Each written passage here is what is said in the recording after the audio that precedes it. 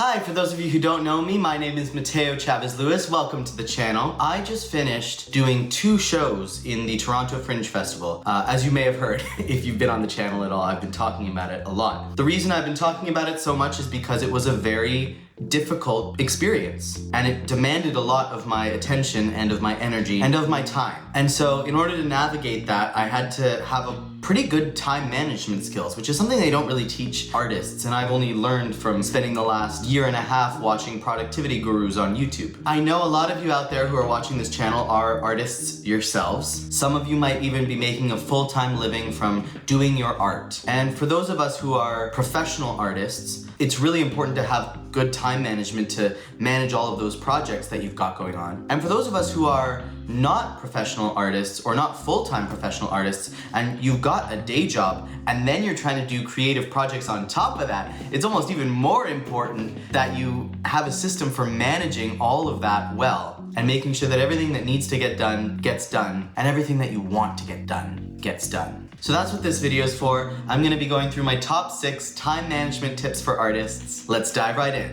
Number 1. The 2-minute rule. The 2-minute rule, this was coined by David Allen in his very famous productivity book, Getting Things Done. And it basically states that if something is going to take you less than 2 minutes to do it right away. No matter what it is, just get it done the minute you think of it. The minute you say, oh no, I have to send that message, just send it immediately. Anything that takes less than 2 minutes. And you'll be shocked at how many things you can get done and how easy it is to do when you just do it. Number 2, make systems, not goals. I got this one from a book called Atomic Habits by James Clear. And in that book, James Clear says something to the effect of, we do not rise to the level of our goals, we fall to the level of our systems. And what that means is you can set yourself a goal, and that's great, but you have to have a solid plan for how you're going to work towards that goal. If your goal is, I want to release an album of music, then your system might be, I block off an hour a day to sit in my studio and work on that album.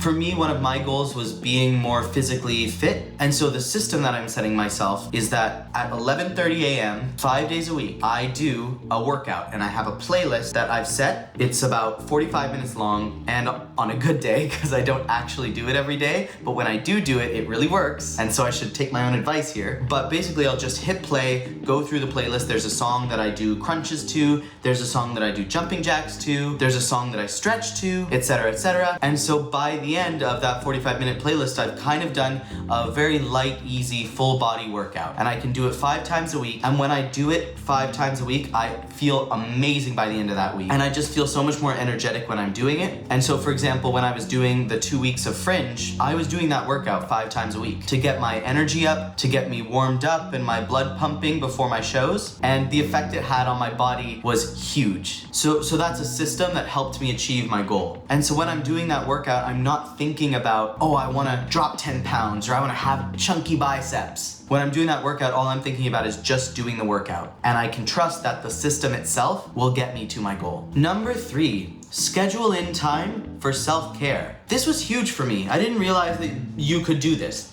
When you are an artist, and this is very similar to like being a business professional or a freelancer of some kind, there's a lot of occupations that have this kind of a lifestyle. You're never working a solid 9 to 5 that you can leave work at work. Your work kind of becomes your life and it's constantly a part of you. You're constantly getting notifications from people. You're constantly working different schedules. And so managing all of this can get really, really overwhelming. So something that I've started doing in the last little while, and it has been so huge for me, is scheduling in self-care time. Whatever that is for you. For me, it's journaling, it's doing like a spa night with my partner, that kind of thing. Things that just bring you back to center, that don't involve screens. Very important. Maybe it's, you know, relaxing with some nice new age music and doing some yoga, something like that. And you block off as much time as you want or can, the more the better. And that is as much of a solid commitment as the show you have to do tomorrow night at 7 p.m. You have tomorrow night at 7 p.m. I have to be at this show and I have to perform well. Tonight at 7 p.m. I have to be at home turning off my notifications, and doing yoga. And if you maintain that commitment to yourself as religiously as you maintain the commitments you have to other people, you will notice a huge difference in how calm you feel and how able you are to take on the nonsense that life throws at you every single day. Number 4,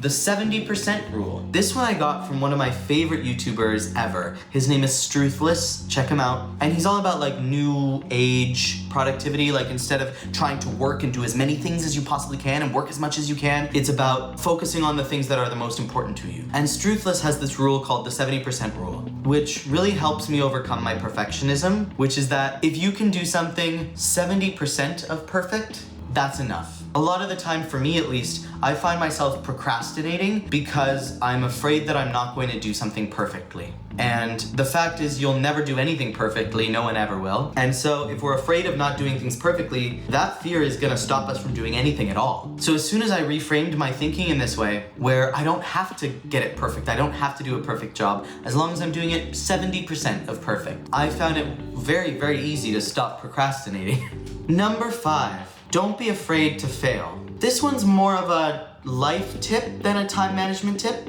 Actually, no, you know what? It is a time management tip because so much of time management is not just managing the things that you've already got on your schedule, but choosing what to put on your schedule in the first place. And I think you should always choose the riskier thing if you have a choice between two options. Because yeah, sometimes those risks are gonna fail big time. And I mean, I guess take risks within reason. I'm not advocating that you gamble away your house. But the things that you're most afraid to fail in are usually the things that you care the most about, and they're usually the things that will propel you to success if you're lucky. And so the more risks you take, the more likely it is that one of those risks is gonna strike gold. And besides, from every time you fail, you learn, you grow, you gain experience, and you make your next risk so much more likely to pay off.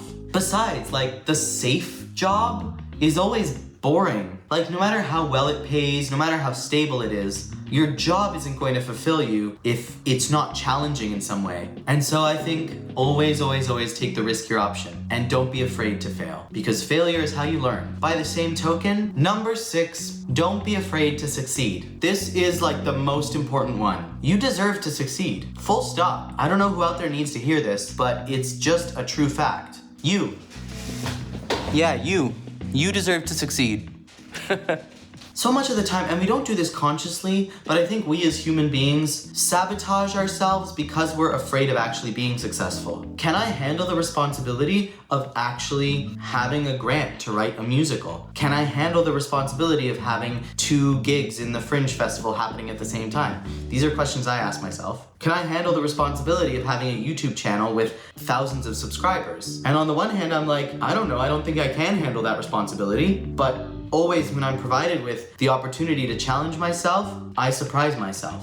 And if I hadn't started uploading YouTube videos at all, because I wasn't sure I could handle the responsibility of having a moderately successful YouTube channel, thank you to everyone who subscribed. If I hadn't started uploading those videos at all, I never would have gotten the success that I've had and made the connections that I've made through my YouTube channel. Like, I've met so many amazing people through my YouTube channel. David Benkoff, the Broadway Maven, who I now work with, and who I'm teaching a course for. I'm teaching a course over at the Broadway Maven starting August 7th, so you can check that out at the link in the description. Austin Nebbia, my friend who I'm doing a podcast with. I've made so many great connections from this YouTube channel, all because I started it in the first place on a whim as some random college kid who didn't really know what he was doing. And if I had been afraid of the possibility of succeeding, I wouldn't have done that. And so I think it's so important that we don't sabotage ourselves and that we remember that we deserve to succeed. Even you, yes, you especially deserve to succeed because you watch Music Theater Theory, and only cool people watch Music Theater Theory. Anyways, thank you so much for watching this short little video. I hope it helped somebody out there. Now that the Fringe is over, I've got a whole vlog from my experience at the Fringe, which is coming out next week, so stay tuned for that. And then starting the week after that, we've got plain old Music Theater Theory analyses coming every single week, every Saturday. I'm hiring an editor to help me out with the channel, so we're kind of really taking things to the next level. If you haven't already, now is the best time to subscribe and to join my Patreon, and you can also join my mailing list and all those fun things in the description as well. Thank you all so much for watching. Here's a playlist of all my Music Theater Theory videos, and here's a video YouTube thinks you might enjoy. I'll see you in the next video. Peace out, y'all.